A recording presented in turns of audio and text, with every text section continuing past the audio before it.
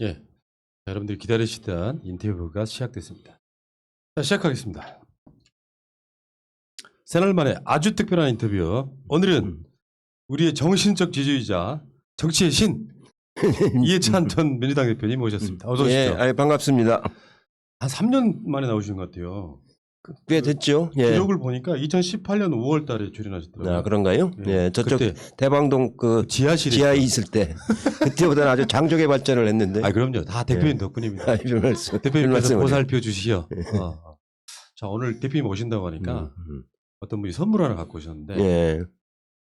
여기 이제 목판이에요, 목판. 요게 요 목판을 받으시고 예. 문재인 대통령이 직접 전화하셨던 작가분이세요. 오. 정찬민 화백이라고. 네. 그 대표님 뒤에 보면은 아, 이거. 거기 오늘 제가 이해찬 대표님도 걸었어요. 예. 근데 대통령이 못 되셔가지고 사이즈가 좀 작습니다. 아, 근데 대표님 얼굴로 이렇게 예. 만들어 오셨어요. 아이고야, 아이. 네. 고맙습니다. 집에 예. 걸어주시고 밖에 가도 또 있습니다. 제 거 한번 풀샷 한번 잡아줄래? 이야. 근데 작가님이 이해찬 대표님은 잡기가 쉽다고. 예. 여기 광 대표 쪽하고 눈썹만 그리면 돼. 자, 이거는 아, 잘 가실 때 잘 만드셨네요. 아주 네, 고맙습니다. 네. 예.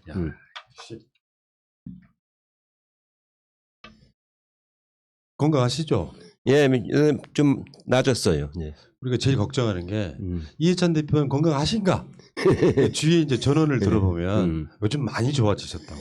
예, 선거 때가 제일 나빴었고 네. 이제 선거 끝나고 나서 막 이제 복잡한 일 안 하니까 많이 좋아졌어요. 주로 뭐하고 소일하세요? 나 그게 궁금해요. 아, 요즘에는 제가 1972년에 대학에 들어갔는데 네. 그게 하필 유신이 나가지고 그래서 학생운동을 시작해서 학생운동하고 재야운동하고 정치하고 해가지고 책을 내년에 냈는데 내년에 낼 때가 되면 딱 50년이 돼요. 아. 그래서 50년 동안 제가 한 일을 정리하는 회고록을 지금 쓰고 있어요. 회고록 쓰시고 계시는구나. 예, 예. 대표님 앞에 계시니까 제가 드리는 말인데 왜 본인만 은퇴를 하세요? 한참 창창할 나이신데. 많이 했잖아요. 50년을 했는데. 아, 그래도 한 10년 더 하셔야 되잖아요. 뭐 김종인 원 같은 분들은 한참 선배신데 지금 비대위원장 하시잖아요. 정치는 제가 이렇게 해보니까 40대에 해야 되는 거예요. 40대에 제일 활발하게 해야 되는 거고 이제 60대, 70대 들었으면은 정리를 해야 돼요. 왜냐하면 그 사회 맞아 왕성하게 활동한 30, 40대, 50대 이 사람들하고 박자가 안 맞아요.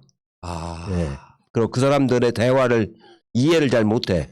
네. 정서라든가. 우리나라가 너무 뭐라 그럴까 원로 정치라는 거예요. 나이든 정치라는 거거든요. 다른 나라는 전부 40대에서 수상도 하고 총리도 하고 다 하잖아요.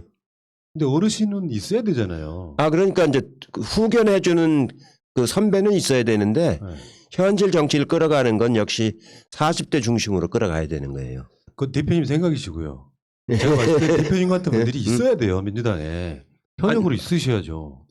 아니 현역보다는 이제 후배들을 잘 이렇게 도와주고 네. 이렇게 하는 후견 역할은 해야죠. 그러니까 맨날 뭐 은퇴하셨다는 분을 사람들이 그리면서 예. 이해찬 대표는 언제 나오냐 맨날 그러고 있잖아요 지금. 한 시대가 지나면은 넘어가야 되는 거예요. 제가 이제 대처 수상을 보수적인 사람이라서 정치적으로는 썩 좋아하지는 않는데 그분이 잘한 것 중에 하나가 자기가 영국 총리를 하다가 자기 주위의 사람들한테 그걸 넘긴 게 아니고 한 세대를 넘겨서 그 새로운 총리를 만들어냈어요. 그래서 영국의 보수당이 부활을 하게 된 거거든요. 네. 예, 그렇게 오히려 유럽이 그런 점에서 우리보다 훨씬 더 정치적인 뭐라고 할까 역사가 깊긴 한데 그래도 과감하게 이렇게 넘길 줄 알거든요. 네. 알겠습니다. 왜 굳이 이렇게 아니 그러니까 이해찬 대표님이 한 80쯤 드셨다면 다 그 이야기를 이해가 되는데 70 정도밖에 안 되신 거잖아요. 대략. 이제 그렇죠. 네. 근데 너무 이렇게 일찍 은퇴를 하셔가지고 아 이거 뭐 당 대표를 제가 2번이나 했는데요. 일부러 노리시는 거 아니에요? 내가 이제 은퇴하고 나면은 사람들이 이해차를 불러줄 거라고 막 그렇게 하시는 거 아니에요? 일부러 즐기시는 것 같은데. 아니 전혀. 근데 그 이해찬 대표가 최근에 이제 언론에 많이 나오셨잖아요. 예, 뭐 주로 이제 우리 쪽에 뭐 인터뷰를 일체 안 하다가 어. 제가 정치 이제 그만두면서도 일체 인터뷰를 안 했어요. 네. 안 하다가 이번에 이제 원체 지금 서울시장 선거하고 부산시장 선거가 중요하기 때문에 요새 좀 어수선하잖아요. 예. 그래서 이제 좀 말씀을 좀 드리는 게 좋겠다 이런 생각이 들어서. 자주 나오셔야죠. 예전에 그런 느낌이 들어요. 이해찬 대표님을 뵈면은 무릎팍도사 같은 느낌이 들어. 무릎팍도사. 가서 이제 고민을 이야기하면 해결해주는 해결사. 저는 그런 느낌이 듭니다. 어쨌건 그 이해찬 대표님께서 뜨자마자 기성 언론들이 비판하고 난리 났습니다. 예, 요즘에 아니 저도 갑작스럽게 이제 하니까 자기들도 예상치 않았던 것 같아요. 예. 근데 이제 우리 후보가 단일화가 됐잖아요. 그 단일화 되기 전까지는 제가 일체 안 하고 이제 단일화가 됐으니까 하나로 결집을 시켜야 되잖아요. 예. 그렇게 해서 어떤 사람이라도 말을 안 믿는데 대표님이 말씀하시는 사람들이 다 믿어. 예. 그러니까 사실은 그 제가 이렇게 호칭을 말씀드렸지만 정치의 신 뭐 이런 느낌이 들어가지고. 예, 그 마찬가지고. 예. 예, 이제 선거는 제가 많이 해봤기 때문에 예. 재선거를 7번, 예. 대통령 선거를 4번, 서울시장 선거를 3번. 그러니까 한 큰 선거만 15번 정도를 해본 거 아니에요? 대표님이 남기신 유명한 어록이 있죠. 어떻게 하면 선거에 떨어지냐. 저는 한 번도 안 떨어졌고, 예. 제가 이제 해서 진 선거는 2010년 예. 한명숙 전 총리하고 그 오세훈이가 붙었을 때 예. 그때 선거 딱 한 번 져본 적이 있어요. 그때도 잘했으면 이길 수 있었던 선거인데 예. 마지막에 이제 0.6% 차를 졌는데 그렇죠. 그게 우리 언론에 우리가 노란한 거예요. 우리 지지자들이. 비슷합니다. 지금 상황이 비슷해요. 네. 그때 이제 언론에서 보면 막 한 20% 지느니 그게 계속 보도가 되니까 우리 쪽 사람들이 아예 포기를 하는 선거가 돼버렸단 말이에요. 그래서 제가 그 대면 조사를 직접 해보니까 한 2, 3%밖에 안 지고 있는데 예. 그 언론에 맞으면 호도가 돼가지고 한 20% 차이 난다. 그러니까 거의 뭐 안 될 것 같으니까 당에서도 전적으로 달라붙질 않고 예. 유권자들도 거의 그 희망을 안 갖고 그래가지고 나중에 그 노회찬 후보도 우리가 지는 줄 알고 아예 단일화에 응하지 않고 그랬죠. 그래가지고 26,000표 차이로 졌어요. 아이고. 그러니까 아주 0.6% 차이로 근소하게. 왜냐하면 그때 한명숙 후보가 재판을 받으면서 선거를 치렀거든요. 예. 그러는 과정에서도 치렀는데도 아주 저는 다 이기는 줄 알았어요. 다 밤 8시, 9시까지만 해도 이겼다고 판단했는데 막판 새벽 3시에 그 저쪽 강남 서초 쪽에서 몰표가 나와가지고 그래가지고 져버린 거거든요. 예. 확실히 인터뷰 잠깐 해보니까 예. 저번에 인터뷰 하실 때보다 확실히 숨소리가 좋아지셨네. 아 그래요? 그때 굉장히 힘들어 하셨거든요. 네. 진짜 건강해지셨네. 감사합니다. 그러니까 그 조순 시장 때도 그때 선거에 관여하셨잖아요. 그때 제가 선거대책본부장이었죠. 그때 조순 시장 지지율이 5%를 시작했다면서요. 맨 처음에 이제 5% 인지도가 전혀 없으니까 그 이제 그 지하철을 타고 시민들한테 인사하러 가면은 지하철을 타면 시민들이 저한테 자리를 양보해요. 아유 의원님 여기 앉으시라고. 그래서 그게 아니고 우리 조순 서울시장 후보시라면 이렇게 쳐다봐요. 네. 그렇게 이제 시작을 했는데 그때 박천전 후보가 한 40%대를 가고 있었거든요. 정원식 후보가 한 20% 정도고 우리 이제 조순 후보는 한 5%에서 시작해서 한 15% 갔다가 20% 이제 겨우 넘어서기 시작했는데 박천정 후보가 결정적으로 실수한 게 거짓말을 한 거예요. 처음에 텔레비 토론에 나왔는데 그 부산에 있는 어떤 대학의 사서가 당시 부산에 있는 신문에 실린 박천정 후보가 유신을 찬양하는 글을 쓴 걸 우리한테 보내줬어요. 이 사람이 그 깨끗한 정치인이 아니다. 그래서 이제 우리가 텔레비전 첫 토론에서 물었어요. 당신 유신 찬양하지 않았느냐 이렇게 글을 써가지고 그랬더니 자기가 쓴 글이 아니고 신문사에서 자기 이름을 그냥 쓴 거다. 그 내가 쓴 게 아니다라고 딱 잡아 뗐어요. 그러니까 우리도 뭐 유신 때니까 또 그런가 보다 하고 이제 넘어갔는데 그날 저녁에 그 사서가 좌담하는 사진을 보내줬어요. 그 신문 전면에 4명이 좌담하는 사진이 실려 있는 걸 보내줘서 그걸 이렇게 받아보니까 이제 빼도 박도 못하는 증거가 돼버린 거 아니에요. 그래서 그 다음 토론 때 그거를 제시했어요. 토론을 막 하고 있는데 그랬더니 박천정 후보가 녹화 중단하고 손을 들고 벌쩍 일어나요. 아, 그랬어요? 그래가지고 방송 사고가 났습니다. 헐.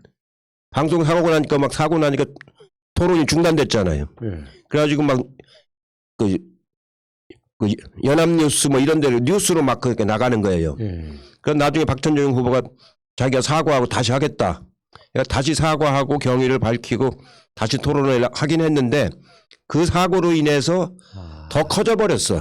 지금 오세훈 박형준도 비슷한데 어떻게 보면 상황이 그렇죠? 예, 상황이 지금 유사하죠. 예. 사고가 나도 더 커져가지고 그 유신 찬양한 것보다도 거짓말을 했다라는 게 문제가 된 거예요.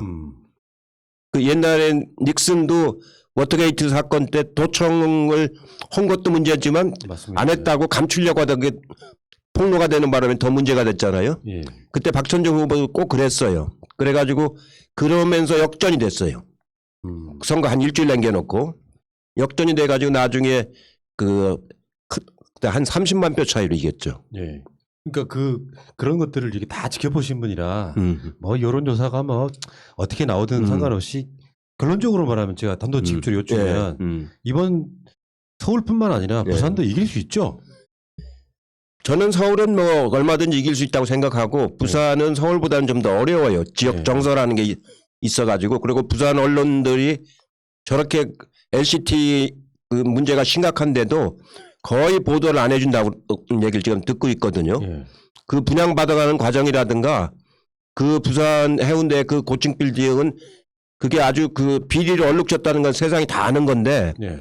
어떻게 정치인 하는 사람이 그런 그 고층 빌딩에 들어가서 산단 말이에요. 그러니까요. 예? 그거는 정말로 그 자기 지역구도 아니고 거기에 들어가서 산다는 것 자체가 맞으면 그 여기 동작구에 출마하는 사람이 저기 강남에 가서 타워팰리스에 산다는 얘기는 똑같은 얘기 아니에요. 예. 그래가지고 어떻게 서민들하고 함께 이 고락을 할 수가 있어요. 시세 차이면 한 40억 정도 돼요. 아니 시세 차익도 물론 그렇거니와 기본 자세가 안 돼 있는 거라니까요. 그거는. 정상적인 유권자 같으면은 예. 이 부분에 대해서 화내고 따지고 물어야 되는데 당연하죠. 네. 그러고 그런 사람이 부산시를 맡으면은 저 빌딩 자체 허가 과정이 얼마나 그 로비가 많아가지고 구청장이 구속되고 청와대 정무수석이 구속이 됐지 않습니까? 예. 그런 빌딩에 들어가서 살고 앞으로 그런 일이 부산에서 비일비재하게 또 발생할 거 아닙니까? 서울에서도 저런 짓을 못 하는데 부산에서는 이제 감시가 안 되니까 저런 짓을 하는 거거든요.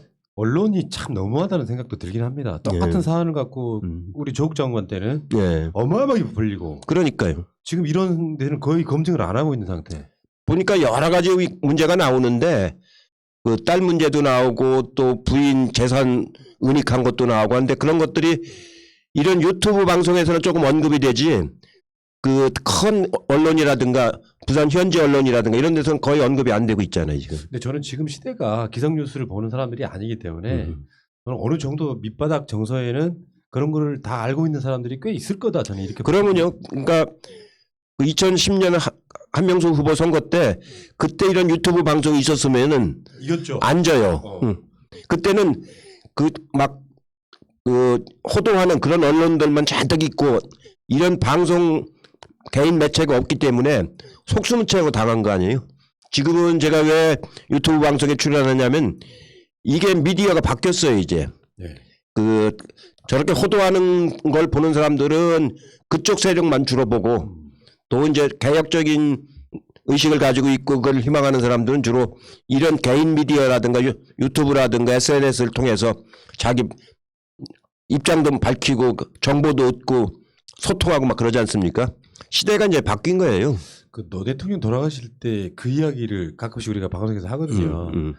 그 당시에 이런 방송이 있었다면 그렇게 오해받고 돌아가시지 그러면요. 않았겠다 이런 생각도 들고 노 대통령도 직접 유튜브 방송 같은 거 하셨겠다 이런 생각도 들고. 아니 지금 저희 방송을 당에서도 좀 하려고 하고 있는데 예.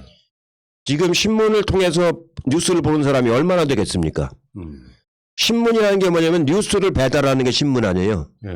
근데 지금 그 신문들은 뉴스를 배달하기보다는 가짜 뉴스나 예. 아니면 광고를 배달하잖아요. 예.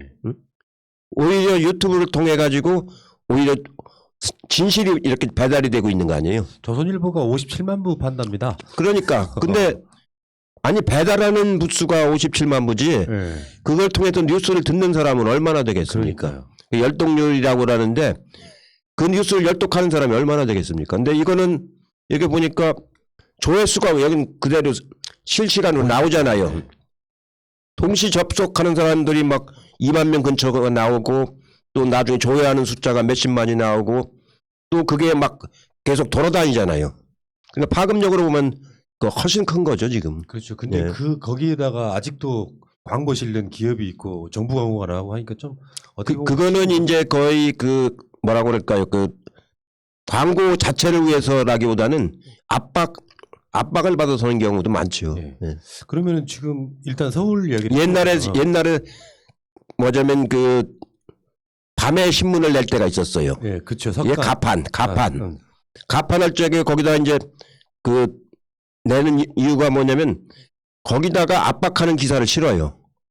그러면은 그 기사를 빼달라고 광고를 주고. 저간에는 다른 그 조간에는 이제 그게 빠지고.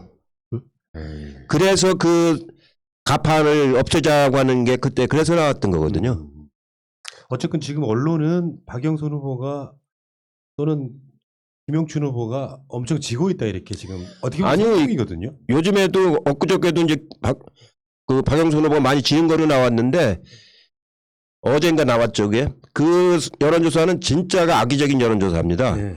그 뭐냐면은 그날이 저쪽 후보 단일화되는 날 아닙니까? 네.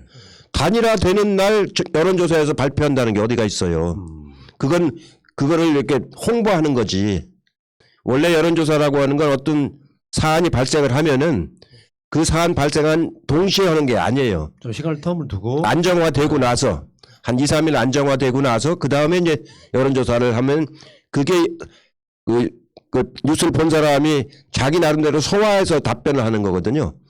어제 여론조사 발표하면서 단일화 발표하면서 어제 그저께 하고 어제 걸 그냥 발표해가지고 몇 % 지고 있다. 그건 여론조사 하는 사람들 전문가 입장에서 보면 거의 뭐라 할까요? 그 오차율을 따질 필요도 없이 그건 무효입니다. 악의적인 선동이. 예, 악의적인 겁니다. 그거는. 그 어쩌면 대표님은 저랑 생각이 똑같으세요. 1mm 차이가. 아니 저는 사회학을 공부했기 때문에 여론조사 제가 전문가예요. 그러니까요. 우리나라 정치에서 여론조사를 하면서 선거 치른 건 제가 처음입니다. 예.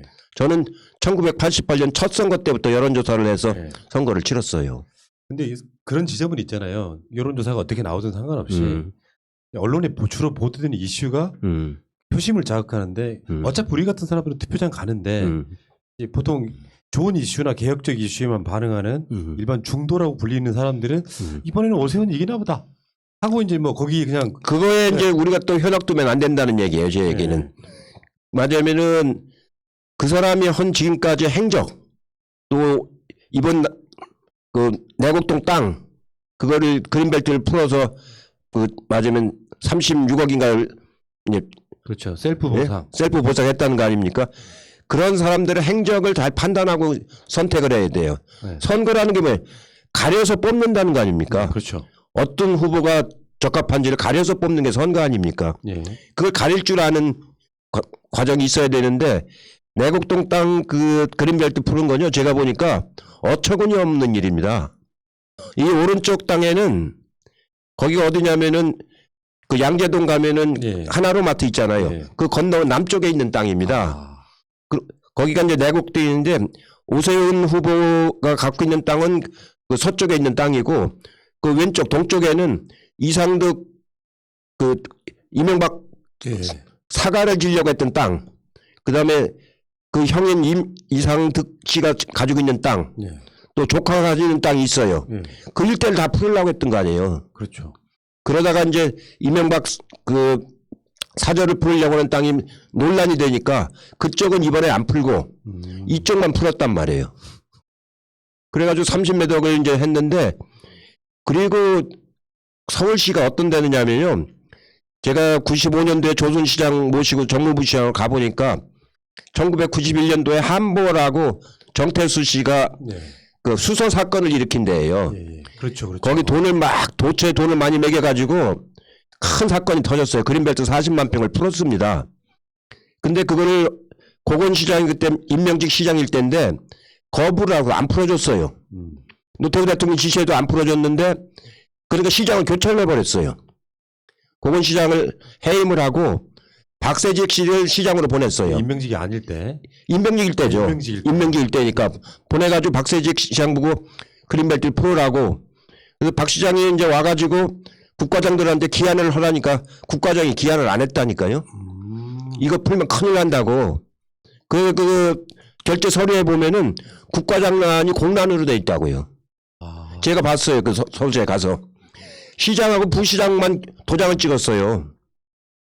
그래가지고 그게 나중에 막 폭로가 돼가지고 나중에 박세직 시장이 한 달도 못하고 시장을 그만뒀다니까요. 그러니까 서울시장들한테 굉장히 중요한 곳이었네요. 거기가. 그린벨트를 푼다는 거는요. 네. 가장 중요한 일 중에 하나입니다. 가령 이미 택지로 돼 있는데 지구 지정해주는 것도 굉장히 어려운 일인데, 그린벨트를 푼다는 건 건교부의 허가를 맡아야 되는 거거든요. 네.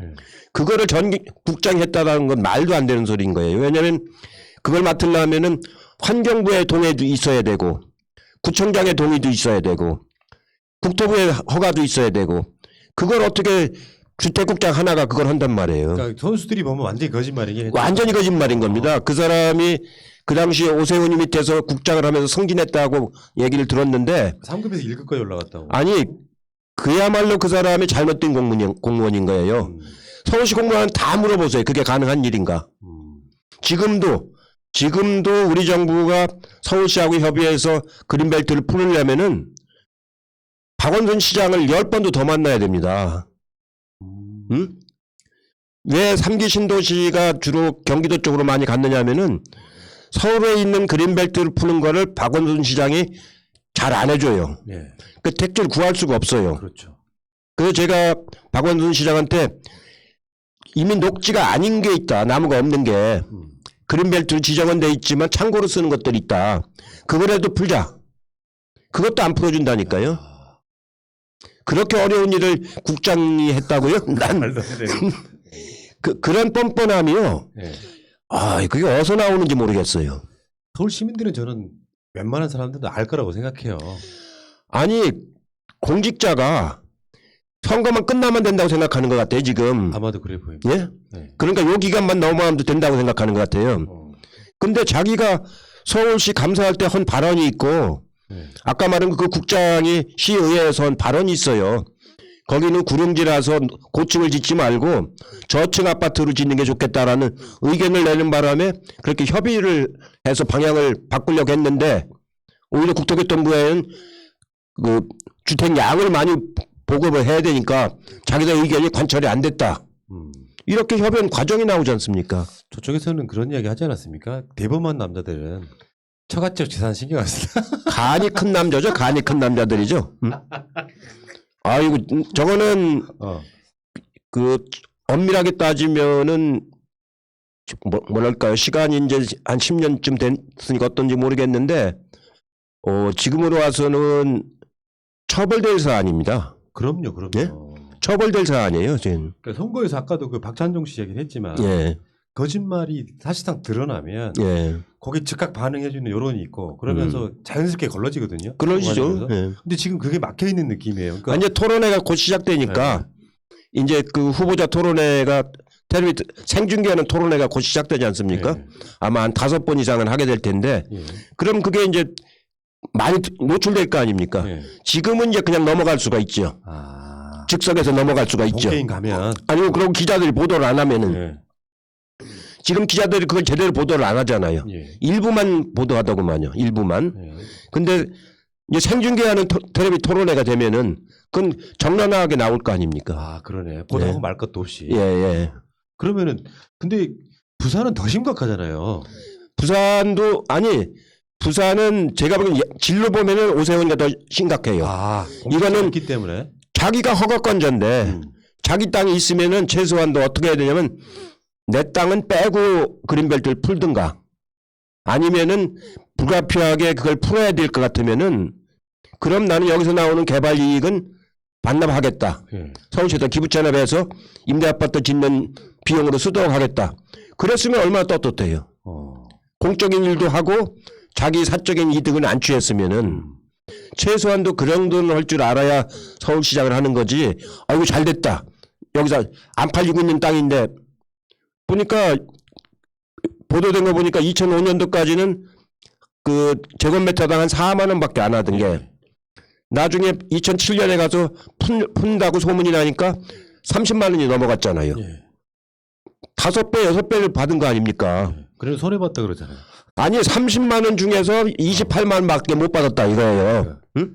4만 원짜리가 28만 원 됐다는 얘기는 안 하고 그런 파렴치한 주장이 어디가 있어요. 그러니까 뭐 거짓말도 서울 부산이 공교롭게도 계속 거짓말을 덮는 상황인데 부산 같은 경우는 아예 막 최근 나오는 것들 보면은 아예 신고를 안 한 뭐 부동산들이 예, 신고 안 한 것도 있고 아들한테 이제 탓하는 거 아닙니까? 예. 아들은 그 돈을 뭘로 분양을 받았느냐 말이에요. 무슨 돈으로 젊은 애가. 예. 그걸 밝혀야 될 거 아니에요. 못 밝히고 있는 거죠. 예? 아니 무슨 15억인가에 뭐 받았다는 거 아닙니까 분양을. 예. 그럼 15억 돈은 그 아들은 그 돈을 어떻게 조달했느냐를 밝혀야 될 거 아니에요. 근데 언론이 그걸 계속 물으면 예. 어쩔 수 없이라도 답을 하거나 거짓말이라도 할 텐데 안 물으니까 그러니까 그걸 언론은 제대로 안 다루니까 문제가 되는 거죠. 추미애 장관이나 조국 장관 묻듯이 예. 일기장까지 갔다가 예. 해보세요. 그럼 그렇게 이게 이제 말하자면 호도하고 넘어갈 수 있다고 생각하는데 시대가 지났습니다. 이제는. 그러니까 정상적인 그 언론이 존재하는 상황이라면 사실은 오세훈이나 박형준은 후보로 서지도 못할 사람들이잖아요. 아니 제가 보기에는 사퇴해야 될지도 모르죠. 네. 응? 앞으로 이제 한 2주일 남았는데 2주일 견뎌낼 수 있을지. 응? 그렇게 따지면 박찬종 씨가 지지율 떨어졌던 때랑 비슷한 상황 아닙니까? 근데 그때가 더 그렇죠. 나았다는 얘기잖아요. 아니 그때는 이렇게 파렴치한 얘기는 아니었지 않습니까? 네. 그냥 유신을 찬양하자 했다는 걸 숨기기 위한 거짓말이지. 이건 자기 이득을 취한 거짓말 아닙니까? 응? 자기 사적인 이득을 취한 거짓말이란 말이죠. 맞습니다. 그러면 오세훈에 대해서는 그거 말고, 그러니까 내곡동 땅 이런 건 말고 무상급식에 대해서 한 번 더 상기시켜주는 것도 좋은 전략이죠. 무상급식도요. 학교 다니는 애들 부모들이 제일 어려운 게 뭐냐면은 아침에 그 도시락 싸주는 거 아니에요. 그래서 이제 학교에서 급식을 해주는 건데 그럼 못 먹는 애들이 생길 거 아닙니까? 그러니까 그러지 말고 다 그냥 주자 해가지고 그게 인도적인 차원에서도 그렇고 서울 시민들 자녀 아닙니까? 예. 서울 시민들 자녀라고요. 그렇게 허술을 쓰는 돈을 다 아껴 쓰면 얼마든지 무상급식을 할 수 있는 돈이고 의무교육이기 때문에 사실은 의무적으로 급식을 줘야 되는 거예요. 맞습니다. 군대 가는 보초들 보고 도시락 싸우라고 하는 군대가 어디가 있어요. 그걸 학교에서 다 해주고 뭘 해줘야 되면 학습 준비물 있잖아요. 아침마다 부모들도 막 직장 나가려고 그 맞벌이하는 부모들은 바쁜데 학생들 그 학습 준비물 하는 게 얼마나 번거로운 일이에요. 그런 건 다 무상으로 해줘야 되는 겁니다. 예. 응? 그런 걸 안 해주고서 무슨 그 한강에 뭐 크루즈선 띄운다고 예. 한강에 다리가 몇 개인데 크루즈선을 어떻게 띄워요? 맞습니다. 보도 중간중간에 있어가지고 뭐 멀리 왔다 갔다 하죠. 아니 보도 있건요. 크루즈선을 띄우려면 한강 다리를 높여야 되잖아요. 그렇죠. 한강에 다리가 지금 20개가 넘는데 예. 그걸 어떻게 크루즈선을 띄운단 말이에요. 그럼 황당한 짓은 하면서 그린벨트 같은 건 국장한테 전결을 줬다고요? 그러니까 최근에 보면은 취임하면 일주일 안에 규제에서 싹 풀겠다 뭐 이런 식의 말을 했거든요. 무슨 규제를 풀린다고요? 아파트 한강 뷰 있는 아파트들 재건축할 수 있게요. 그 규제잖아요. 아니 그 규제라고 서울시장이라고 해서 규제를 이렇게 함부로 푸는 게 아니에요. 중앙 정부랑 협의가 아니 됐어요. 도시계획 심의회라는 게 있어요. 네. 서울시에도 도시계획 심의회 사람들이 굉장히 까다롭습니다. 거기서 이제 이걸 몇 층으로 풀어줄 거냐, 또 풀어줄 때 교통 유발 요인은 얼마나 될 거냐, 환경평가는 어떻게 될 거냐, 이런 거 다 심사해서 풀어야 되는 거지. 어떻게 일주일 만에 그걸 한단 말이에요. 그러니까 그 자체가 허공학 빌공짜 공약인 거예요. 그러니까 황당한 소리를 하고 있는 거예요. 사실은 이 오세훈 후보는 만약에 시장이 되면 서울시 의회가 모든 일을 다 막아버릴 텐데. 아니 서울시 의회가 막는 게 아니고 서울시 내부에 네. 그 도시계획 심의회가 있잖아요. 거기를 어떻게 통과할 거예요. 네. 거기서 논의를 할 건데 네. 거기 사람들은 자기 사람을 다 맞으면 그 채워 넣고 해야 될 건데 도시계획 심의회라는 거는 완전 상당히 독립적인 기관입니다. 그냥 서울시장이 마음대로 그 맞으면 지시하는 기관이 아니에요.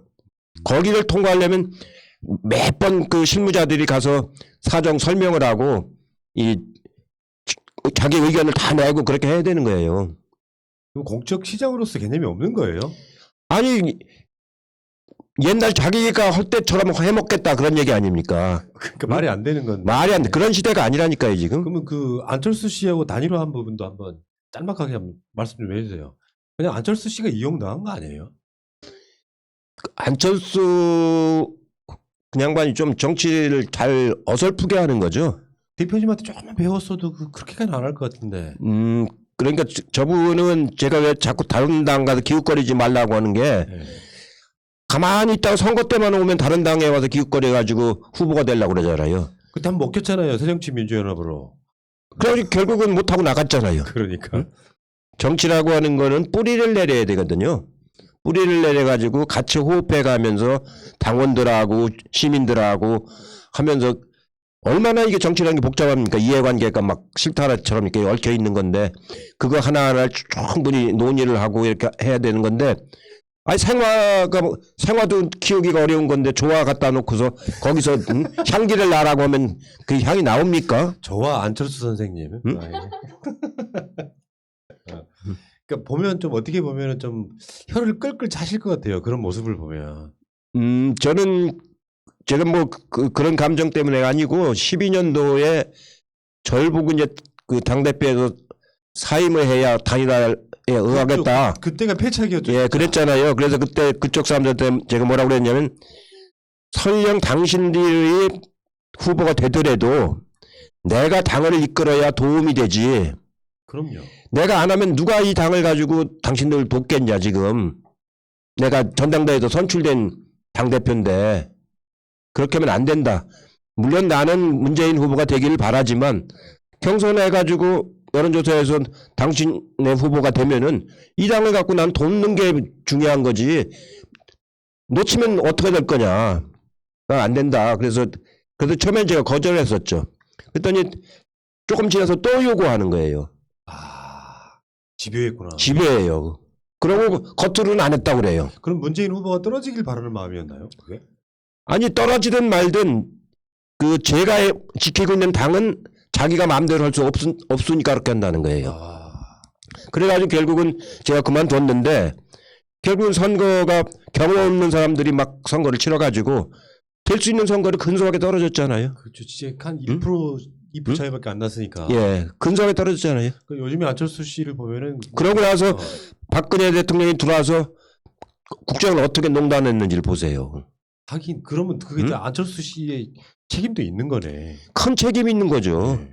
그러니까 그렇게 정치해서는 안 되고 그때 그런 경험이 있었으면은 아 이게 정당에 이게 뿌리를 내려야 되는구나 해가지고 우리 당에 왔을 때 우리가 얼마나 협조를 많이 해줬어요. 아이 그냥 다 내줬죠 사실은 그때. 아니 전권을 다 줬잖아요. 그리고 일체 뭐 좀 비판하거나 그러진 않았잖아요. 뭐 그건 뭐 이제 후보도 안 된 사람이니까 더 이상 농구할 거 없고. 그러니까 이쪽에 정치 낭인이 되어가고 있잖아요. 본인 어떻게 생각할지 모르지만 더 이상 가치가 없습니다. 네, 그러니까. 자 대표님 하면은 저는 이제 대표님을 가장 믿고 따르는 의지하는 이유 중에 하나가 연속 집권론 같은 거거든요. 아 그렇죠. 네. 지금 사실은 지금 문 대통령 임기가 이제 말로 접어들면서 공교롭게도 보궐선거가 있고 그러면서 막 여론이 예. 윤석열 뜨고 예. 뭐 오세훈이나 뭐 박형준이 이긴다고 하니까 이제 우리들 입장에서는 불안하지 않습니까? 그렇죠. 예. 단도직입적으로 여쭈을게요. 연속 집권 예. 가능합니까? 아, 물론 가능하죠. 물론 가능하고 또 가능해야 되고. 네. 왜냐면은 우리 경험이 이런 겁니다. 그 김대중 대통령이 남북 관계를 처음 물꼬를 텄잖아요. 그리고 개성공단도 만들고 금강산도 개방을 했잖아요. 근데 정권이 뺏기고 나니까 이명박 대통령이 금강산 막아버리고 박근혜 대통령이 개성공단 막아버렸잖아요. 그게 안 막히고 지금까지 쭉 왔으면은 얼마나 지금 남북 관계가 훨씬 발전됐겠어요. 아파트도 마찬가지예요. 제가 총리할 때 DTI, LTV 대출 제한을 묶었잖아요. 그랬죠. 그래가지고 이제 집값 상승을 막기 시작했어요. 근데 이명박 대통령이 와가지고 그걸 풀기 시작했잖아요. 그 박근혜 때 아예 확 다 풀어버렸잖아요. 빚내서 집사. 빚내서 집사. 그래가지고 집값이 확 뛰어버린 거 아닙니까? 우리가 가졌던 정책대로 했으면은 그렇게까지 안 뛰어요. 나중에 확 풀어버리니까 그렇게 뛰는 거지. 그 뛰는 건 뛰니까 오늘 뛴다고 바로 내일부터 올라가는 게 아니잖아요. 그럼요. 그게 한두 해 이후에 나타나는 거지. 그걸 문재인 정부가 와서 다 한 것처럼 요번에 우리가 이제 이게 막았지 않습니까? 요게 6월 달부터 이제 매도 물량이 많이 나올 거라고요. 근데 이번에 시장이 와가지고 이걸 그 신도시 만들려고 하는 거를 다시 묶어버리면은 예. 이제 공급이 또 부족해질 거 아닙니까? 그럼 다시 또 뛸 거라고요. 그래서 정권이 연속적으로 가야 그런 정책들이 효과를 볼 수가 있고 그게 차근차근히 뿌리를 내리게 되는 거거든요. 예.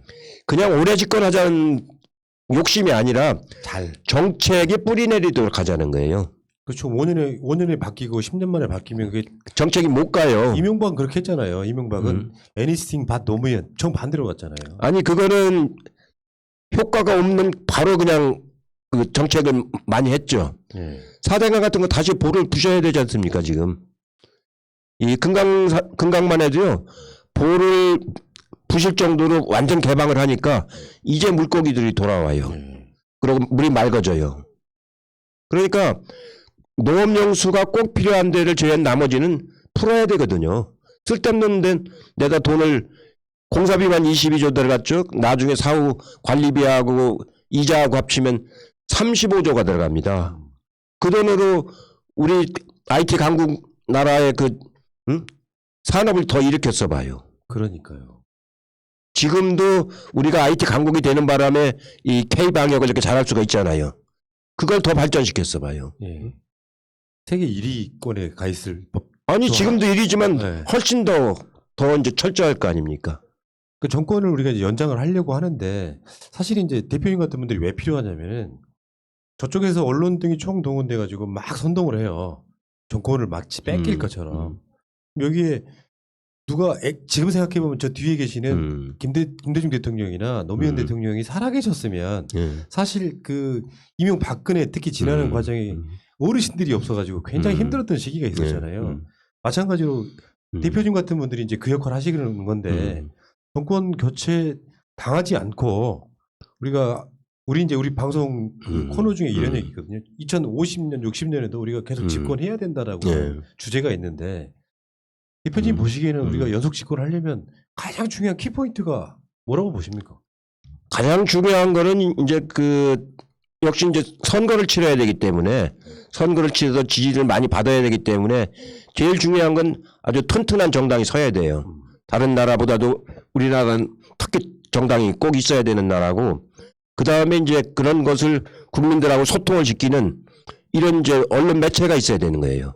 그리고 이 좋은 후보자를 또 육성을 해야 되는 거잖아요. 그러니까 좋은 정당과 좋은 후보자를 육성을 해야 되고 그걸 국민들하고 소통시키는 매체가 있어야 되는 거거든요. 예. 대표님이 이번 총선 때 시스템 공천 일찍이 만들어져가지고 한 1년 전에 만들어 놓고 그 공천 룰 그걸 1년 전에 만들어서 그 룰대로 공천하겠다. 그 전략 공천 안 하겠다. 출마할 사람들은 그 룰에 맞춰서 준비를 해라. 이렇게 일찍 전당대회 때부터 선포를 했잖아요. 그렇게 해가지고 그렇게 하는 거죠. 예? 대선도 그 룰을 대선도 그렇게 하는 거죠. 대선도 제가 후보자들이 와서 고치지 못하도록 작년에 제가 그만두기 전에 다 의견들 들어가지고 룰을 만들어가지고 전당원 투표를 확정을 시켜놨어요. 네. 그러니까 그걸 고치려고 하면 이제 전당원 투표한 사람들이 이제 거부를 할 거 아닙니까? 못 고치게 돼 있어 이제. 이제 여쭤보는 건데 네. 4.15 총선에 180석 나왔을 때 기분이 어떠셨어요? 역사적 전후무한 그렇죠. 투표예요. 이제 저희는 165석에서 170석 정도 나올 거라고 봤어요. 네. 우리 최종적인 판단으로는. 우리가 맨 처음에는 제1당이 되겠다고 생각을 했고 조금 하니까 그건 들여다 보여요. 그래서 이제 연합해서 과반수를 넘겨야 되겠다. 근데 그 연합해서 과반수 넘기려니까 4+1처럼 복잡해요. 그래서 이제 단독 과반수를 해야 되겠다. 단독 과반수도 이제 한 3월 하순쯤 가니까 보여요, 이제. 그래서 한 160석이면 안정된 단독 과반수가 되겠다. 그래서 160석을 목표로 갔는데 4월 초쯤 되니까 그건 가능할 것 같아요, 보니까. 그래서 이제 기왕이면 170석까지 가보자. 네. 그렇게 해서 165석에서 170석 사이는 4월 그러니까 선거 한 일주일 전쯤 가보니까 그게 이제 들여다 보여요. 그랬는데 막상 까보니까 180석이 된 거 아닙니까? 그때 그 기분이 어떠셨어요? 그때 전 두 가지를 생각했어요. 네. 아, 책임이 참 무거워졌구나. 그렇죠. 예. 그렇죠. 책임이 참 무거워졌구나. 180석까지 했는데 이 개혁을 못하면 어떡하느냐. 그 생각이 이제 우선 먼저 들었고 또 하나는 국민들이 우리보다 훨씬 더 맞으면 의식이 높아졌구나. 예. 우리도 170석이면 그 잘한 거라고 생각하는데 국민들은 훨씬 더 우리보다 더 많은 걸 요구하는 수준까지 가 있는 거예요. 180석이니까. 그러니까요. 그래서 그때 기쁘기도 하고 책임감도 더 느끼고 그래서 제가 당선자들 첫 모임에서 첫 인사말에 열린우리당의 과오를 밟지 말자. 그때 108번대처럼 이렇게 막 중구난방으로 해서는 안 된다. 그렇게 말씀을 드렸는데 그 분위기가 잘 유지가 되고 있어요. 네, 아직까지는. 예. 사실 그 총선 때 가장 중요한 의제는 사실은 조국 장관 관련한 윤석열 사태 아닙니까? 그러니까 언론은 국민들이 조국 장관한테 화내고 있다고 보도를 했지만 사실은 많은 국민들은 오히려 윤석열의 검찰에게 더 화를 낸 그것도 평가된 총선이라고 보는 게 맞지 않습니까? 뭐 여러 가지가 있죠. 네. 여러 가지가 있는데 그 우선 제일 아주 그 중요하고 그 영향력이 컸던 건 코로나 사태죠. 네. 코로나 사태를 잘 수습하느냐 이걸 못하느냐에 따라서 이건 막 크게 영향을 받는 거죠. 그 다음에 이제 검찰 개혁도 큰 건 중에 이제 하나죠. 그리고 이제 그 여름이라서 아니 봄이라서 미세먼지 문제가 크게 대두될 줄 알았어요. 그 미세먼지 문제, 그다음 미투 문제, 부동산 문제 이런 것들이 이제 문제가 될 거라고 예상을 했는데 코로나 때문에 공장이 가동 잘 안 되니까 미세먼지 문제는 제기가 안 됐어요. 그리고 미투 문제는 제가 처음부터 싹을 잘라버렸고 네. 그러고 나서 검찰개혁 문제는 이제 시민들이 막 응원을 했잖아요. 그게 이제 오히려 우리한테 검찰개혁 해야 된다는 요구를 지지하는 쪽으로 작동을 했고 네. 코로나는 우리가 잘 방역을 하면서 오히려 다른 나라하고 비교가 되니까 네. 오히려 점수를 얻는 결과가 돼버렸죠. 근데 그런 것들이 복합적으로 작용해서 예. 민주당이 압승을 거뒀고 예. 현재 대표님이 보시기에는 민주당 잘하고 있는 편이다. 어떤 건 좀 답답하기도 한데 네. 그 대체적으로 봐서는 왜냐면 이 개혁 전선을 한꺼번에 쫙 다 넓힐 수가 없는 거거든요. 네. 어느 정도 그 수위를 조절도 해야 되고 선택과 집중도 해야 되고. 그러니까 이제 경중도 가려야 되고 네. 선우도 가려야 되고 완급도 가려야 되거든요. 제가 늘 하는 얘기가 경중과 선우와 완급을 잘 가려라. 한꺼번에 다 되는 게 아니다. 그렇게 하는데 대체적으로 지금은 뭐 어떤 사안에 대해서는 좀 답답한 것도 없는 건 아니지만 전체적으로 보면 현재까지는 잘 진행되고 있다고 생각이 들어요. 근데 전 검찰총장 윤석열 씨가 예. 어떤 여론조사에 대선 지지율 1위가 나오고 있단 말이죠. 대표님 보시기에는 어떤 느낌이세요? 그거 보고 있으면은. 뭐 하도 이제 언론이 막 그걸 갖고 무슨 뭐 막 미화를 하고 막 그 언론에 뉴스를 막 만들고 그 지금 그분이 정치한다고 선언한 것도 아닌데 막 그걸 갖고 여론조사에 넣고 네. 현재 검찰총장일 때도 여론조사에 넣고 이런 경우는 언제 봤습니까? 제가 보기에는 정치를 할지 안 할지 모르겠는데 네. 해도 오래 못 가요. 그건. 아. 왜냐하면 정치하고 수사는 다른 겁니다. 이 정치라고 하는 거는 다양한 국민들 의견을 통합해 가지고 조정도 하고 설득도 하고 이렇게 해가지고 국가 전체를 끌어가는 거 아닙니까? 수사라고 하는 거는 어떤 사안을 가지고 그 사안을 가지고 막 조사를 하고 이제 하는 건데 강제력을 작동시키는 거예요. 영장을 가지고. 더군다나 특수부 수사하는 건 우리가 많이 겪어봤지 않습니까? 한명숙 총리 그 재판은 제가 처음부터 끝까지 다 봤어요. 그게 지금까지도 문제가 되고 있잖아요. 대법에서 끝났다고 문제 삼으면 안 된다? 그 수사 과정 자체가 잘못됐는데, 응? 그 재판은 지켜본 사람들은 잘못된 재판인 걸 다 알잖아요. 그럼에도 불구하고 그 재판조차도 1심에서는 무죄가 났던 재판이거든요. 2심 판사가 뭐한 사람이라는 건 다 알잖아요. 네. 그래가지고 2심 판사 거를 대법이 그냥 받아들인 거 아니에요? 이런 거는 다른 걸 떠나서 진실이기 때문에 용납해서는 안 되는 거예요.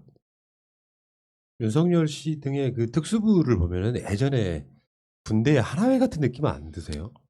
추미애 장관이 얘기했잖아요. 군대 하나에 갔다고. 그 특수부라는 건 진짜 특수한 사람들끼리 자기들끼리 이렇게 모여가지고 보직도 돌려가면서 하고 그건 잘못된 행태거든요. 네. 그러면은 윤석열은 얼마 못 간다고 예언하셨는데 네. 그럼 저쪽에 대선 후보로는 가장 유력한 사람이 누굴까요? 그게 궁금해요. 지금으로 봐서는 없죠. 없죠. 네? 아 그렇게 허무하게 답하시면 아니, 어떡해요? 저 당에 지금 지지율이 5% 이상 나온 사람이 누가 있습니까? 없기 때문에 윤석열 씨가 끝까지 가지 않을까요? 이런 생각도 해보는데. 아니 어제 제가 어디 나가서 그런 얘기를 했는데 윤석열 씨가 정치적인 판단이 있다고 하면은 네. 저 당으로 왜 가겠습니까? 저 당은 이미 그 뭐랄까요 회복하기 어려울 정도로 맞으면 그 뭐랄까 망가진 당 아닙니까? 응? 의석도 다 잃어버리고 대구 경북 빼놓고는 의석을 다 거의 다 잃어버렸잖아요. 응? 지방자치 때도 그렇고 그러고 자기 혁신을 하나도 안 하고 말하는 거 보면 자기들이 왜 망했는가에 대한 반성도 별로 없고 지금도 그렇잖아요. 지금도 그렇잖아요. 지금도 국회에서 왜 장관들 막 그냥 임명하냐고 하는데 멀쩡한 사람도 제대로 통과시켜주는 사람이 한 명도 없어요. 그러니까. 예? 근데 그런 행태를 보이는데 그러고 막 국회에서 막 들어놓고 자기 선진화법 만들어 놓고 자기들이 막 들어놓고 이게 이 사람들이 어떻게 그 풍토에서 후보가 나오겠어요. 아 하긴 뭐 응? 그러니까 윤석열 씨를 바라보고만 있다가 나 낭패를 당할 수도 있겠네요. 일단은. 아니 윤석열 뭐 더 이상 얘기할 건 아닌데 거기 가서 같이 그 매몰되려고 뭐 하려고 하겠어요.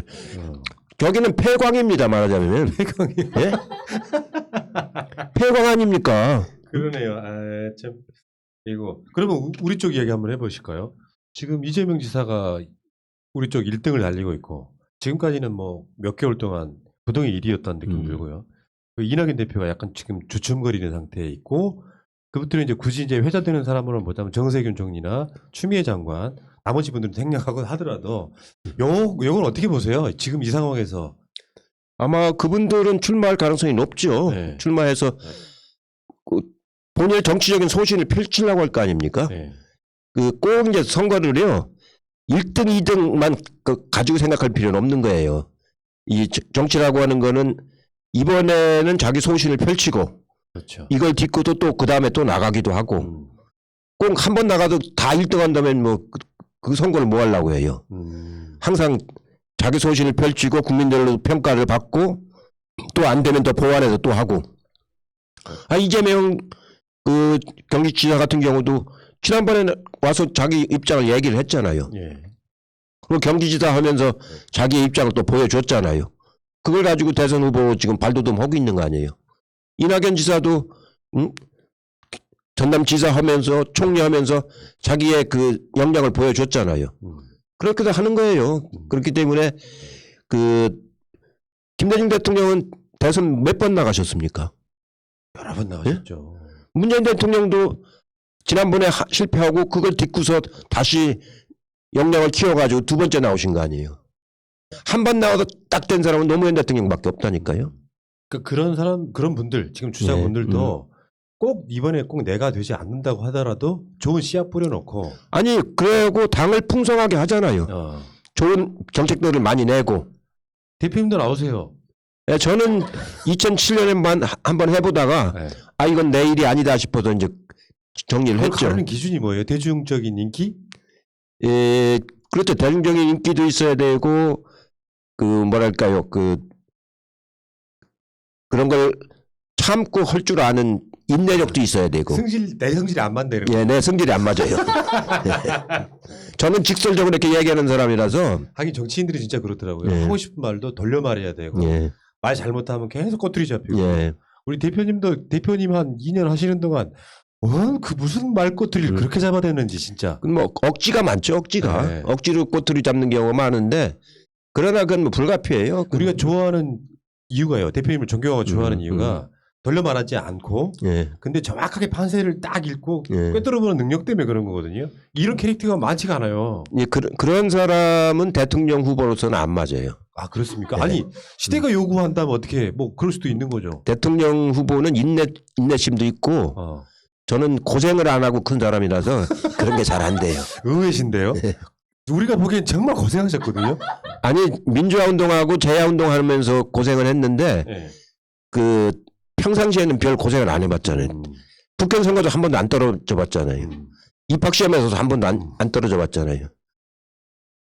그러면 저는 솔직히 말씀드리면 뭐 대표님 앞에 나와 계시니까 하는 이야기도 한데 이번 대선은 비대위원장을 이해찬 대표가 좀 했으면 뭔가 선거에 어떻게 떨어지냐 할 정도의 아니 것인데 이번에는 이제 5월 달이가 전당대회를 하지 않습니까? 예. 전당대회를 해서 이제 당 대표만 뽑아요. 최고위원들 그대로 있는 거고. 그럼 이제 그 당 대표가 그 경선부터 관리를 해가지고 내년 3월에 대선, 그 5월에 4월 6월인가요? 6월에 이제 지방선거를 치르죠. 거기까지 이제 당 대표가 이제 치를 건데 예, 그 일은 제가 이제 경험이 많기 때문에 그 옆에서 이제 그 아주 충분히 지원을 하려고 지금 생각을. 상임선대위원장 정도는 하실 것 같은데. 예, 이제 상임선대위원장을 할지 당에서 뭘 요구할지는 모르겠는데 그 재집권을 위한 좀 국가 비전도 좀 이렇게 만들고 예. 이번에 문재인 대통령은 인수위 없이 시작했지 않습니까? 예. 그러다 보니까 막 허둥대는 게 많아요 초반에. 그리고 의석도 120석밖에 안 되잖아요. 그러니까 법도 제대로 만들 수도 없고 예산도 마찬가지고. 근데 이 다음 되시는 분은 180석 의석을 가지고 시작을 하고. 그러니까요. 예, 3월에 당선돼 가지고 5월에 취임할 때까지 2달간 인수위를 운영을 하게 되고. 그러니까 체계적인 인수위를 운영할 수 있도록 지금부터 사전에 이제 당의 국가 비전위원회 같은 걸 구성을 해서 사전에 준비를 잘 해가지고 그 당선되신 분들이 가지고 들어갈 수 있도록 그렇게 하는 뒷바라지는 제가 해드리려고 생각을 하고 있어요. 그러니까 지금 현재 대한민국 사회 개혁의 포인트 여러 가지 중에 예.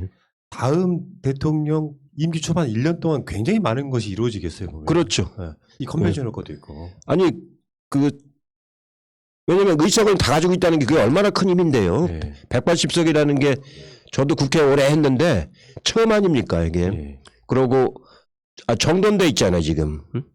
맞아요. 지지고 볶고 이런 게 없어요. 없어요. 지금은 아주 정돈돼 있고 의총하는 분위기를 이렇게 얘기 들어보면은 요새는 이제 각자 의원회관에 앉아서 비대면으로 하거든요. 예. 그 의총장에서 하는 게 아니고.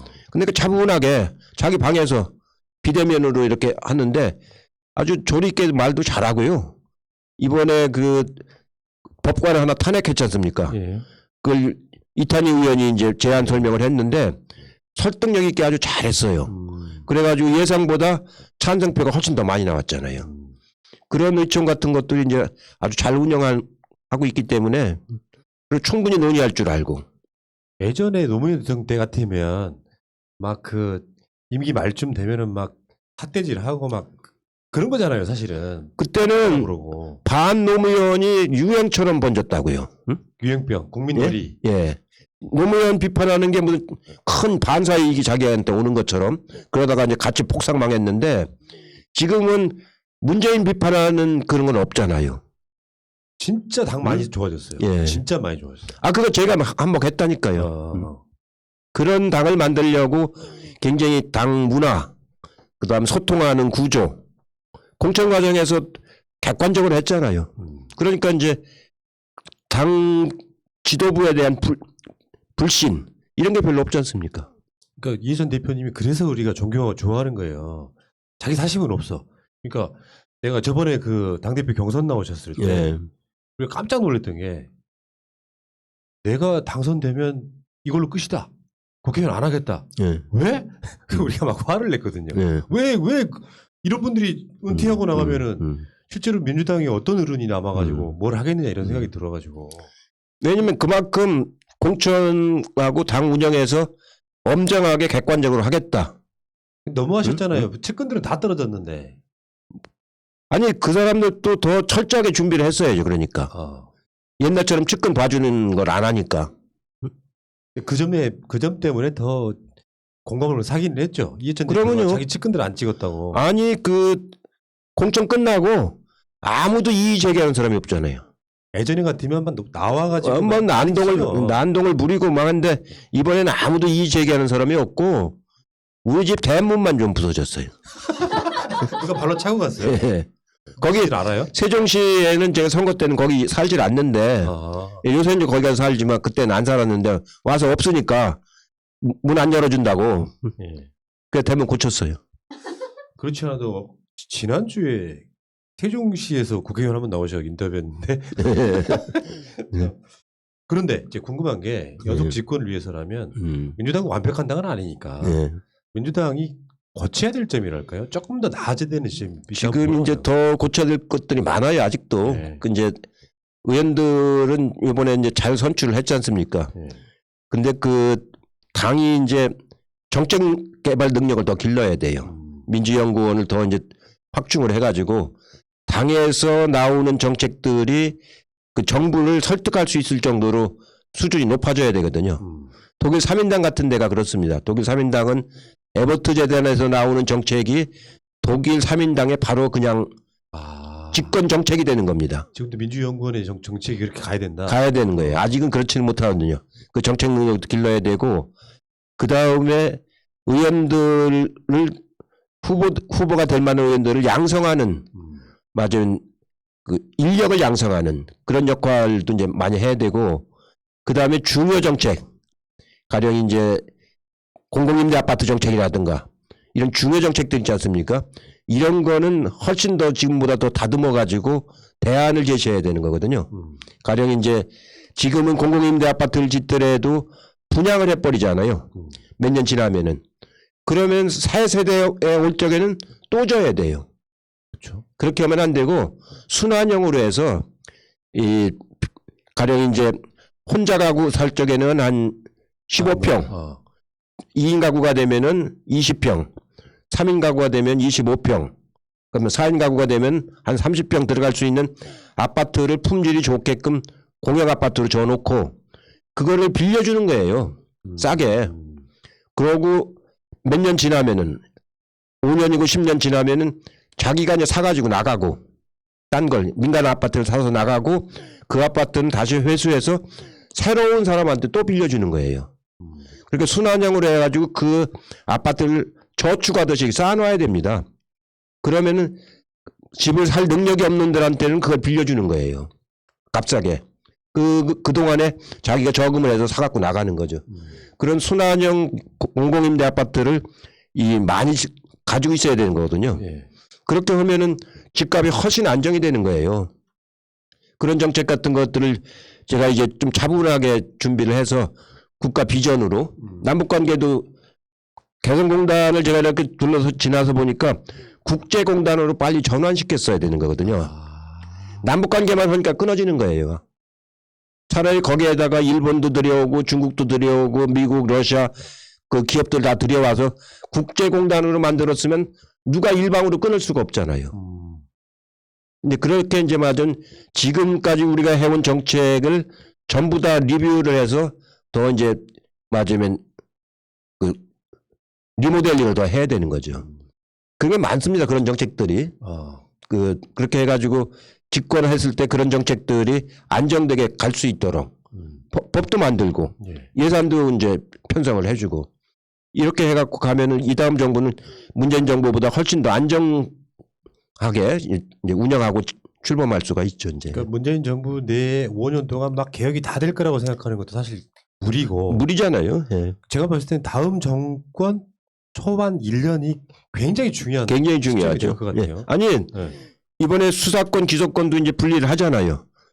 그러면은 그 분리한다고 금방 그게 완전히 실효성이 있는 게 아니고 수사할 수 있는 능력을 길러주는 기관이 생겨나야 될 거 아니에요. 네. 그럼 검찰 수사관 중에서 일부를 좀 데려온다라든가 아니면 경찰 수사관 중에서 아주 우수한 사람을 좀 데려온다라든가 이렇게 해서 수사 기능, 기소 기능은 실무 인력이 많지가 않아요. 그러니까 판단하는 기능이기 때문에. 그러나 수사하는 실무 인력이 있어야 되는 거 아닙니까? 이런 걸 정착시키려면은 그걸 정착시켜 나가는 시간이 필요할 거 아닙니까? 네. 제가 보기엔 분리하는 법안은 만들 수 있다 하더라도 기관은 정착시켜 나가려면 이 다음 정부가 굉장히 역할을 많이 해야 되는 거예요. 네. 문 대통령이 이제 임기가 1년 정도 좀 더 남았습니다. 네. 대표님 보시기에 문 대통령 마지막 1년 정도는 뭘 어떻게 해야 될까요? 지금까지 잘 해오셨어요. 제가 보기에는 아주 인내심을 가지고 여기까지 이제 잘 끌어온 오셨는데 지금 남은 게 이제 우선은 코로나 이 문제를 완벽하게 국민 방역 수준까지 끌어올려야 되는 거죠. 그게 하려면 아마 금년 말까지 이제 가야 될 겁니다. 금년 말까지 가서 완전 정착되면 참 다행이라고 생각을 해요. 순조롭게 가면 이제 그렇게 될 건데 우선 그게 시급하고 중요한 문제고 그 다음에 이제 이 과정에서 우리나라의 그 새로운 산업 영역을 이제 만들어야 되는 거거든요. 특히 이제 이게 발생한 게 결국 그 기후 온난화로 인해서 생태계가 교란이 와서 발생한 거 아닙니까? 예. 그러다 보니까 이제 국가 전 세계적으로 탄소 제로 수준으로 가자는 게 2050년까지 가자는 거 아닙니까? 그게 이제 그 중요한 그 그린 뉴딜 사업이 되는 거예요. 맞습니다. 그 토대를 이번에 여기서 만들어 놓는 거죠. 그리고 이제 앞으로 가는 이런 4차 산업혁명 시대에 맞는 그 디지털 시대 예. 이거에 맞는 시대를 준비해야 되잖아요. 그게 이제 그 디지털 뉴딜입니다. AI를 많이 쓰고 자율주행체를 많이 굴리고 이 모든 게 이제 디지털화 되잖아요.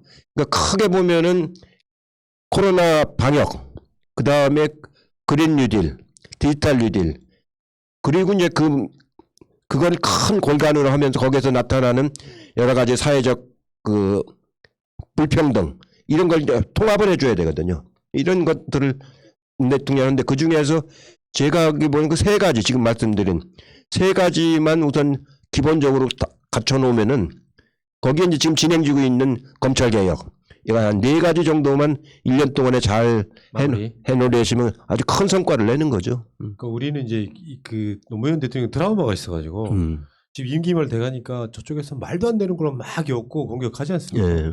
근데 저는 그때랑은 지금이 완전히 달라졌다고 생각하는 게 노 대통령에 대한 트라우마가 우리가 그 기억이 문재인 대통령을 이번만큼은 대통령만큼은 꼭 지켜야겠다 이런 생각이 좀 드는 부분이 있거든요. 아, 그 힘이 얼마나 강한데요. 그래서 이제 맞아 그때 못 지켜줘서 미안하다는 그 심정들이 굉장히 있어서 이게 지금 지탱이 되는 거거든요. 그래서 그 층이 6월 항쟁 이후에 이제 아니 광화문 촛불 집회 이후에 큰 힘이 된 거 아닙니까? 그 이후로 안 흔들려요 개혁 세력이. 그리고 자신감을 얻었어요 이제. 저는 그런 점에서 광화문 촛불 집회 혁명이라고 하는 건 우리 현대사에서 놀라운 그 시민혁명이거든요. 그만큼 그 얘기를 오늘 해요. 여기 오기 전에 아까 낮에 그 미얀마에서 군경이 막 학살하고 만행을 부리는 동영상을 내가 한번 봤어요. 야, 그거 보니까 그래서 옛날 80년 광주가 똑같아요. 네. 똑같아. 아니 제가 막 분노가 나더라고요. 근데 지금 다 기록되잖아요, 사실은. 그러니까 그걸 이제 어떤 시민이 그걸 찍어가지고 SNS에 보낸 거예요. 그게 이제 여기 나오더라고요 보니까. 근데 사람들이 그냥 식당에서 그 식사하고 있는데 거기를 막 경찰이 쳐들어오는 거예요. 그래서 혼비백산이 나가서 다 도망가고 뭐 하는 여자는 막 끌고 가고 응? 막 곤봉으로 등게 패고 물건 막 훔쳐가고 그러면서 방패에다가 여기다 폴리스라고 쓰고 다니고 예? 광주 만행하고 똑같은 짓. 예. 그런 사회가 우리가 겪은 지가 불과 얼마 안 됐어요 지금. 그렇죠. 예? 불과 그 이번에 그 촛불할 때도 구테타 얘기가 구태타가 나왔잖아요.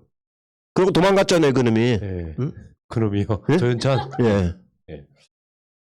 그 짓을 해놓고 박근혜가 구속이 안 됐으면 구태타를 했을 거 아닙니까? 응? 도망을 갔잖아요. 어디 미국 가서 숨어 있을 거 아닙니까 지금? 응? 그 우리가 경계심을 잃으면 안 돼요. 저도 80년대 가서 고문당하고 그랬는데 제가 회고록을 쓰면서 그 대목을 쓸 적에요. 그 당시 자료를 참 읽기가 싫어요. 기억이 막 다시. 아니 트라우마가 생겨가지고 예. 이제 지나가고 싶어요. 잊어버리고 싶어. 잊어버리고 싶어요. 오늘도 이거 보니까 80년대 그게 똑같은 거예요. 예. 그 정권을 우리가 지켜내지 못하면 어떻게 될지 모른다. 어떻게 될지 모르는 거예요. 얼마나 지금 하는 거 보면 뻔뻔하고 좀 간악합니까? 저는 이렇게 보거든요, 대표님. 문재인 정부가 완벽할 수는 없을 거고 어려운 과정 속에서도 저는 개인적으로 한 90점은 주고 싶어요. 그러면은 못한 10%를 갖고 공격할 게 아니라 조금 더 잘했으면 좋겠다라고 이렇게 칭찬과 비판을 같이 하면서 정권을 이어줘야만 이 연속성을 갖고 쭉 가는 거지. 지금 언론은 그런 분위기거든요. 문재인 정부가 잘한 게 하나도 없는 것 같은 분위기로 부동산이네 뭐네 이런 걸 때린단 말이에요. 아니 그러니까 지금 언론사가 전부 사기업이 됐잖아요. 예. 그 일부 그 공중파를 빼놓고는 네. 전부 사기업 아닙니까? 사기업이라는 게 전부 광고 팔아가지고 돈 버는 거 아니에요. 그러니까 그런 관점에서 보도를 다 하고 있는 거 아니에요. 그러니까 숫자는 많아졌고 전부 이제 돈벌이용으로 하고 아니면 자기 연명하기 위해서 하고 그러다 보니까 자기 이해관계에 의해서 기사를 쓰는 거 아닙니까? 그렇게 해갖고는 언론의 기능이 아니거잖아요. 저는 지난번 트럼프 대통령 그 막 말 함부로 할 적에 미국 그 뉴욕타임즈인가요? 딱 철수하잖아요. 더 이상 우리가 거짓말을 중계할 필요가 없다고. 그게 언론이죠. 응? 맞아. 거기는 250만 독자가 있다고 그러더구만요. 예. 그 독자를 위해서 언론이 작동하는 거 아니에요. 우리는 광고를 위해서 언론이 돌아가는 거 아니에요.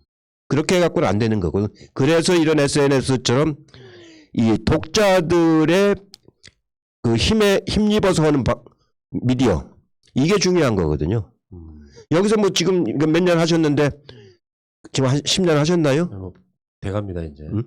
여기서 무슨 먹고 사는 게 용한 거잖아요. 지금 유튜브가 좀 많이 도와주고 있긴 합니다만. 근데 이거 갖고 돈벌이 하려고 하는 게 아니잖아요. 네. 사명감으로 하는 거죠. 독자들하고 소통하기 위해서 하는 거지. 저는 그래서 이런 미디어가 나온 지가 이게 불과 이제 한 5년밖에 안 됐잖아요. 예. 한 5년밖에. 이게 얼마나 지금 소중한 미디어가 됐어요.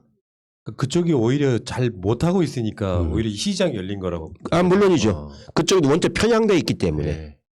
아니 여기도 제가 이렇게 보니까 막 구독자 수 늘리고 조회수 늘리려고 가짜로 막 해가지고 올라가는 데들이 있어요. 아 유튜브. 예. 근데 그게 진짜인 줄 알아요. 그거 믿다가 망했잖아요. 지난번 총선에서. 그렇죠, 그렇죠. 예? 그게 아니잖아요. 예. 그러니까 진실을 가지고 이게 독자 기반을 쌓아나가야 되잖아요. 예. 그래 그게 실질적인 나중에 힘이 있는 거지. 맞습니다. 야 대표님 말씀 듣다가 한 10분쯤 지났나고 봤더니 1시간이 넘게 지났어요. 그래요?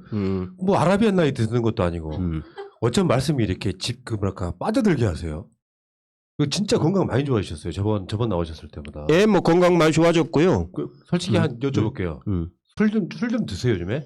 요즘에 옛날엔 소주를 좋아해서 많이 먹었는데 요새는 소주는 안 먹어요. 그럼 뭐 드세요? 맥주? 막걸리? 포도주나 막 포도주나 이제 네. 막걸리나 이런 거 먹죠. 생각해 보니까 이 꽃이요. 대표님이 공천 안 해줘서 힘들어지신 분이 보내셨어요. 인터뷰한다고. 누군데요? 누구라고 설명 안 드릴게요. 이따가 차에다 실어드릴 텐데. 그러고 보면 참 이해찬 대표님 그 주위에 있는 측근들 보면은 자기 공천도 안 해줘가지고 국회의원도 못 했는데 대표님 나온다고 하니까 꽃을 보내주신 거 보고 사람에 대한 기본적인 신뢰라는 게 이런 거구나 이런 생각이 들더라고요. 아니 뭐 그분들 뭐 저하고 오래 한 사람들이 다 됐으면 좋았죠. 좋았는데 그 1년 전에 이렇게 이제 공천 규칙을 이제 제시를 했기 때문에 그거 누구라도 뭐 그걸 다 그 규칙에 따라서 막 준비를 했을 거 아닙니까? 예. 그 뭐 어쩌겠어요. 그러니까요. 니들이 준비를 못해서 그런 거지 내 책임 아니다. 아니 책임이 아니고 이 뭐랄까요? 더 열심히 준비한 사람한테 못 당하는 거예요. 그럼요. 그러니까 우리들이 대표님을 믿고 따르는 거 아니겠습니까? 그래도 그런 공천의 전례가 한번 있으니까 그렇죠. 당은 업그레이드가 되는 거예요. 이 다음에 이제 그렇게 안 하면은 옛날에 다 이렇게 했는데 왜 안 하느냐고 이제 기준을 제시할 거 아닙니까? 황교안 대표 시절에 그 당이 자유한국당이 호떡 공천하고 막 그러니까요. 막 뒤집고 뭐 인천에 아무게 뭐 그 사람 뭐 됐다 떨어져 막 그런 공천하면 안 되는 거거든요. 왜냐면 기준에 의해서 이제 공적이 공당이거든요. 저는 이제 김대중 대통령 모시고 당을 시작해서 이제 한 30몇 년 당을 했는데 제가 해줄 수 있는 게 이번에 이제 하나의 전범으로 보여줘야 된다. 맞습니다. 그러면 제가 안 하더라도 다른 사람도 맞으면 전범에 따라서 하게 되는 거거든요. 그게 이번에 좋은 성과를 가져왔지 않습니까? 저처럼 했는데 성과를 못 가져왔으면 거봐라 그렇게 더 떨어져 망했지 이렇게 될 거 아니에요. 지금 대표님이 최근에 이렇게 이런 미디어에 등장하시는 게 타이밍이 기가 막혀요. 그러니까 구심점이 별로 없어 보여서 문 대통령을 지키자까지는 알겠는데 막 언론들이 여론조사 장난질 치고 잘하면 윤석열 이런 사람들한테 정권을 뺏길 수도 있어 이런 위기감이 들 무렵에 대표님의 말씀을 듣고 나니까 뭔가 이렇게 자신감들이 생겨요 지금. 자주 나오십시오 이런데. 필요할 땐 이제 1차 인터뷰가 끝났어요. 회고록 쓰는 게 그동안에 거기에 이제 중점적으로 했는데 이제 이번 주 월요일로 1차는 끝났습니다. 이제는 지금부터는 보완하는 작업을 하는 거기 때문에 필요할 때 이제 와서 이제 말씀도 드리고 역할을 하려고 그래요. 네, 알겠습니다. 너무 길게 이렇게 인터뷰를 했는데 아직도 그냥 힘이 남아 계시는 것 같아서 1시간 더 할까요? 어쨌건 짧고 굵게 대표님이 말씀 들어봤고 그러니까 마음이 조금 더 놓이면서 또 이해찬 대표님은 어떤 자리에 있던 간에 우리 곁에 좀 계시면 좋겠다 이런 생각을 해봤습니다. 마지막으로 제가 한 가지만 그 전당대회 때도 마지막으로 꼭 이걸 부탁드렸는데요. 제가 전당대회 좀 늦게 나갔더니 그 표가 없어요. 다 가져가고. 그래서 이제 표를 얻으러 다녀야 되는데 어떻게 하면 좀 호소력이 있을까 하고 궁리를 하다가 옛날 이경규하고 강호동이가 한 끼 줍쇼 하는 프로를 했었어요. 예능 프로를. 기억나요. 그래서 제가 이제 거기서 그 착안을 해가지고 우리 이제 대의원들한테 한 표 줍쇼 이걸 했어요. 한 표 줍쇼. 그러니까 우리 대의원들이 재밌다고 그걸 기억을 하는 사람들이 많아요.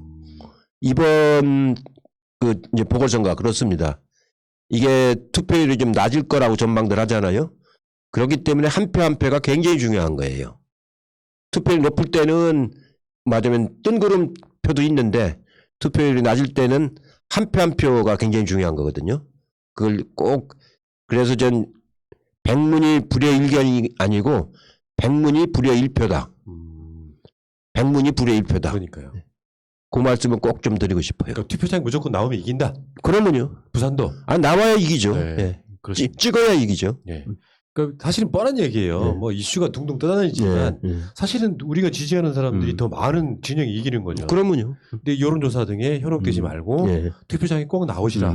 이번 여론조사 지금 하고 있는 거는 악의적인 것도 있고 오류가 있는 것도 있고 결과적으로 맞으면 2010년 그 한명숙 후보가 떨어지듯이 스스로 맞으면 투표장에 안 나오게 하는 예. 그런 저희가 많이 깔려 있다고 저는 생각을 해요. 그러니까요. 예.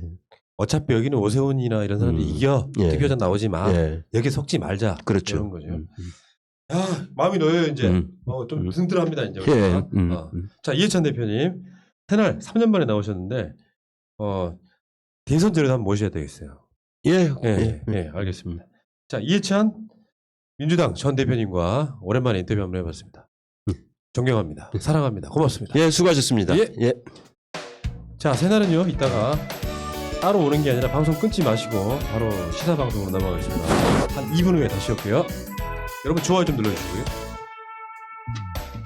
바이러스보다 먼저 가자. 우리들의 지혜여 사랑이여. 용기는 지금 의사, 격려는 간호사. 바이러스보다 먼저 가자. 두려움보다 먼저 가자. 고통에 기꺼이 손을 내밀자. 우리들의 용기는 평균 따위보다 강하다.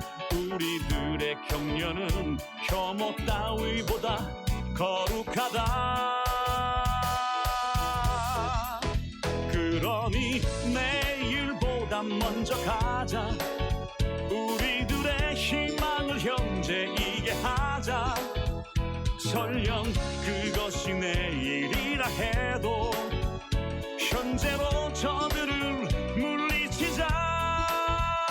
바이러스에게는 마스크가 없다. 어서 가자 바이러스보다 먼저.